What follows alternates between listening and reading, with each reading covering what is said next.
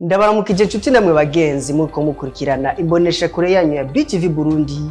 Sangwe kaze mu mwanya mwiza wo gukurikirana amakuru mu Kirundi avugwa kuri wa gatandatu Nyakanga umwaka wa 2024.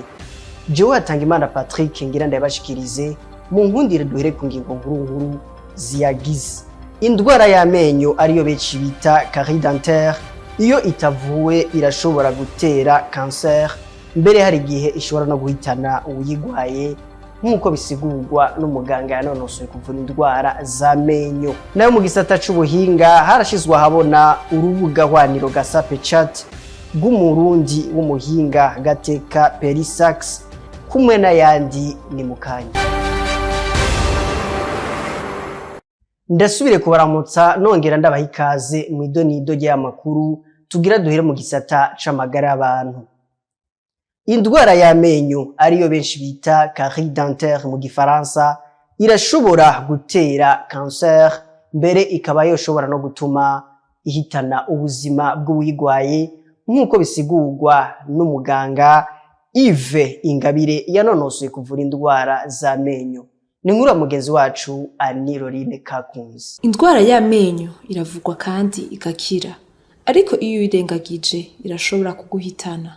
Imwe mu ndwara ikunda gufata amenyo ni indwara yo kuvuguka kw'amenyo, dugure twa mugina, carie dentaire, dugure twa mugina. Bisigurwa na muganga Yves Ingabire avura indwara z'amenyo. Umuntu arwaye iyo ndwara ya carie dentaire genda gute?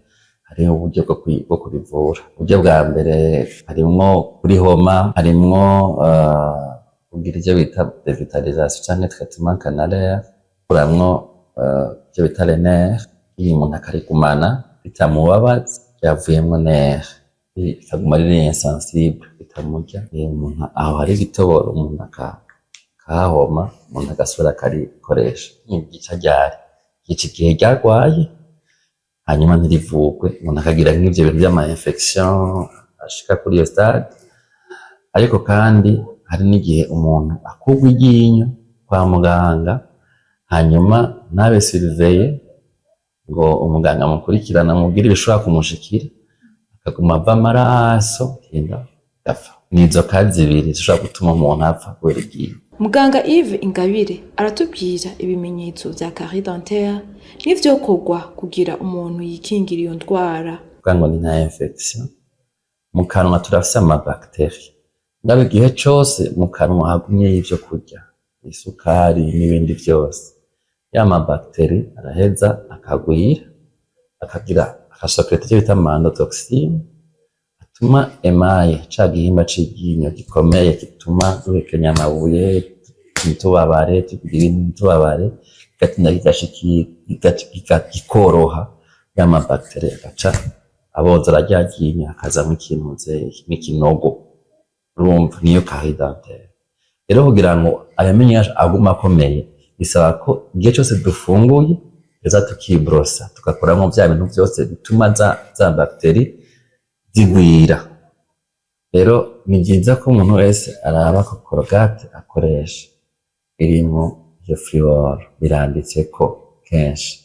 Mu 2022 abantu bagera ku miliyoni 480 nibo bari bagwaye indwara ya carie dentaire.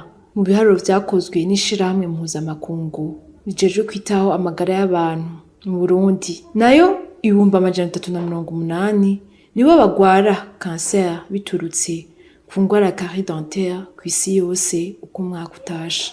Mu gisata c'ubuhinga harashizwe habona urubuga hwaniro Gasape Chat, urubuga rw'umurundi Gateka Perisax kuri uyu wa gatatu Nyakanga umwaka wa 2024. Ubwo rubuga nkuko avyemeza rukaba ruzotuma haboneka internet iri ku muvuduko wo hejuru. Ni nkuru mugenzi wacu Elvis Munyaneza.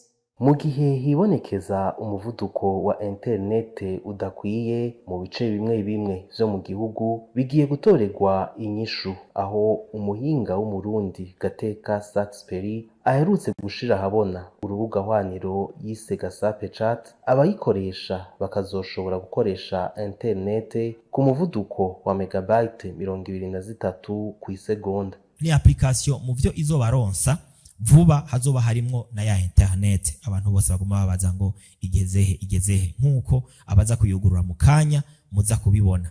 Ni kubera ko igihe nari mu mishikirano n'abagwiza tunga kugira dushire inguvu hamwe turekure internet muri carte SIM gasapi igiga, ico gihe hari abasumaruyeri biba abantu bivye abatari bake bababwira ngo carte SIM yabonetse rungika amahera tuguhereze, maze ico gihe birambabaza cyane ncaniga uburyo atanumwe yosubira kwiba umunyagihugu biciye muri ubwo buryo. Iyi gasapi chat rero ikaba ari application ushobora kuvoma aka kanya haba muri Play Store ku bakoresha telefone yo mu bwoko bwa Android canke muri App Store ku bakoresha telefone yo mu bwoko bwa iPhone. Maze mu byo izokora hakazoba harimwo guhereza ya internet, kubahereza ya internet y'umuvuduko dasanzwe utarinze gukoresha carte SIM, iyo nayo ukazoyironka aho uri hose. Abandanya amenyesha n'ibindi urwo rubuga rushobora gufasha harimo guhanahana amafaranga. Nashimye ko muba murakoresha runo rubuga mu kuganira n'inshuti n'abagenzi, haba mu kurungikiranira ubutumwa canke mu guhamagarana bisanzwe.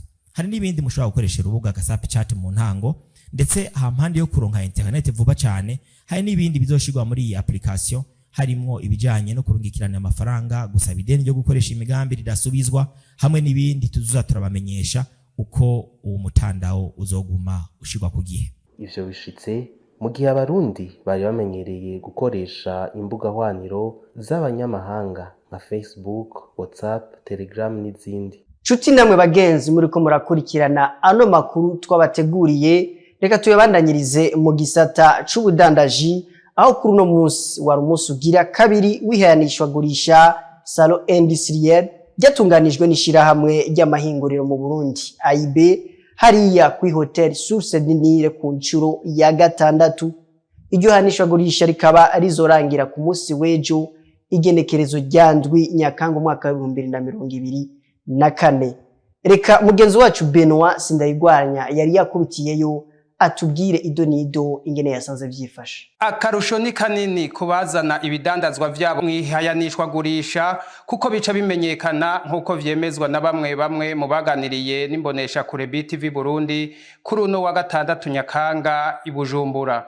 Aha turahurira n'ayandi masosiyete menshi tukaraba niho twipimira uko duhagaze, ariko kandi n'abandi bantu benshi batazi naho dukorera baratubona aha bakakura amakuru naho dukorera canke bakatubaza n'ibibazo baba basanzwe bafise, na cane ngaha iyo twaje ngaha kuba ari kugira dutanga umuco ku bantu baba bagizene batwite.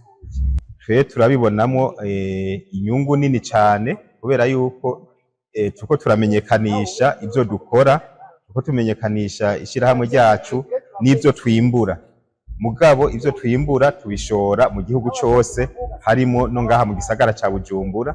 Ego iyi exposition idufasha ko abantu benshi bariko barabona neza yuko twimbura amafi kandi tukayadandaza. Abo badandaza bagatera kamo abaguzi muri rusangi guhurumbira ibidandazwa vyabo. Amasosiyete yacu, amasosiyete yose yo mu gihugu nk'uko muyabona ngaha, leta tuguma dusaba yuko kujya kuntu yama ituba hafi, saba yuko babandanya batwagurira inzira z'ukuntu dushobora kwama turi ku murongo mwiza, mbere tugatera imbere no gusumbya uko biri. Tubamenyeshe ko iryo hayanisha gurisha ryateguwe n'ishirahamwe AIB rikaba rije ku ncuro ya gatandatu i Bujumbura. Umugwi nserukiragihugu w'u Burundi intamba mu rugamba bare baronse amanota yabo atatu ya mbere mu rukino rwabahuje n'umugwi nserukiragihugu wa Malawi. Ni muri za nkino zo kurondera itike yo kuja mu gikombe ca Afrika.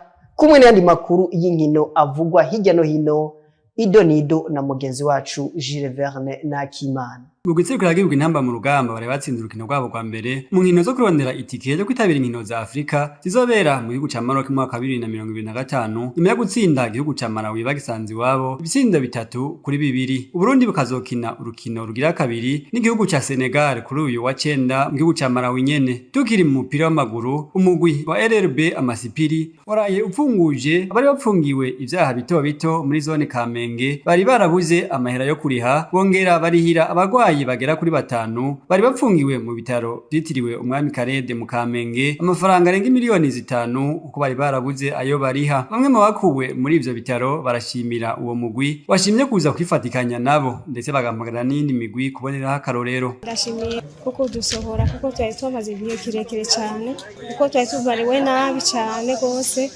mu gufungura twari kugira ingorane nk'ubu n'agatike dufite tuzovyuka tugenda ariko ndashimye ku gikorwa koze. Kengurukira no mugwi Amasipiri kandi no fagitire abanezerewe cyane kuko ngiresire mu muryango iwanje yandiye 319,300 notera kamo kandi mashirahamwe yuko yo kwitwarika abantu nuko nyene mwabitwararitse. Ari Nakarutimana Kizigenza w'umugwi w'Amasipiri aratubwira icyatumye bakora ico gikorwa. Iki gikorwa twakoze uno munsi cyavuye hejuru natwe nk'abakinyi iryo hangiro yaduhaye n'iryo tubandanya tugira ko yuko umugenzi wacu yagize ikibazo ari nkuko natwe tuba tuhigize cyo gituma mutubona umunsi turi ngaha twaje gufasha bene wacu bari mu bibazo bitandukanye muri rwa rukundo nyene no muri kwa gufasha. Igikorwa gitanguye no munsi ariko suba kugezo cya gihagarara izobandanya umunsi berengaha ejo murashobora kumva twaduze ruguru cya tukagenda handi no munsi sukuvuga ko abantu bagwaye bari ngaha gusa canke bari mu mabohero bari igihugu cyose no munsi twakoreye ngaha turashobora kuzoja n'ahandi bisirembe. Tubananirize mu yavugwa mu nkino z'umupira w'amaboko za basketball aho mu mpera z'indwi inkino za playoff zizohuza imigwi ine yabaye ya mbere mu higanwa rya VBL rizosubira gutangura zikazohuza imigwi y'Urunani na Tigers. Urundi rukino rukazohuza imigwi wa Dinamo na Remesha imbere yo kuzomenya imigwi ibiri ya mbere izokina inkino za nyuma. Mu makungu umukinyi Cristiano Ronaldo yarayatsinze igitsindo ciwe kigira amajana 9 acaba umukinyi wa mbere akwije ivyo bitsindo mu mateka y'isi hari mu rukino rwariko ruhuza umugwi serukiragihugu wa Portugal ndetse n'umugwi serukiragihugu wa Croatia. Rukino rwarangiye ku bitsindo 2-1 vy'umugwi wa Portugal. Nshuti namwe bagenzi muriko muradukurikirana imbere yuko turangiza ano makuru twabateguriye mudukundire tubanze turaba makuru avugwa hirya no hino kw'isi nko muri Republika Iharanira Demokarasi ya Kongo eka ndetse no muri Maroc n'amakuru twatorokanijwe na mugenzi wacu Keza Era. Mu gihugu ca Maroc imiryango yo mu karere k'imisozi ka Al Haouz yashikiwe cyane na nyamugigima yateye mu mwaka uheze iri mu nzira yo gusubira kubaka ivyasambutse bigizwe n'amazu. Kuwa 8 Nyakanga mu mwaka uheze habaye nyamugigima ikomeye cyane muri ico gihugu ta iyindi yose yabaye mu gihugu mu myaka 120 iheze yishe hafi abantu 3,000. Mwaka uheze ababa mu gisagara ca Mizmiz bategerezwa kuja mu biro vyo gushigikirana kugira ngo bashobore kuronka amahera akenewe kugira ngo basubire kubaka amazu yabo. Iya Mizmiz kimwe mu bisagara binini vyo mu karere ka Al Haouz hariho inyubakwa zasubiwemo ariko nyinshi muri zo zari zononekaye cyane kubera iyo nyamugigima. Abategetsi bamaze gusuzuma imiryango yashikiwe n'ivyo vyago ko yoba yararonse amahera ari hagati y'amaero 8,000 gushika 16,000 yo gusubira kubaka inzu zabo bakayatanga mu bice bamwe bakaba bararonse ifashanyo y'amahera y'ivyo bari bakeneye byihuta. Nino ngaha tugarukirije ano makuru twari twabateguriye avugwa kuri wa gatandatu Nyakanga mwaka wa 2024. Reka tubashimire mwebwe mwese mwashoboye kuyakurikirana. Joatangimana Patrick nariko ndabashikiriza. Reka munkundire dusubire duhanisango uwundi munsi nkaya mango. Tubibutsa ko ano makuru mushobora kubandanya mu yakurikirana kumwe n'ibindi biganiro bica kuri BTV Burundi muciye kuri Facebook, YouTube, TikTok, X na Instagram. Nimugire akaruko keza gasozera indwi musangwa amagara meza mugira muba mubahwe na gahwana.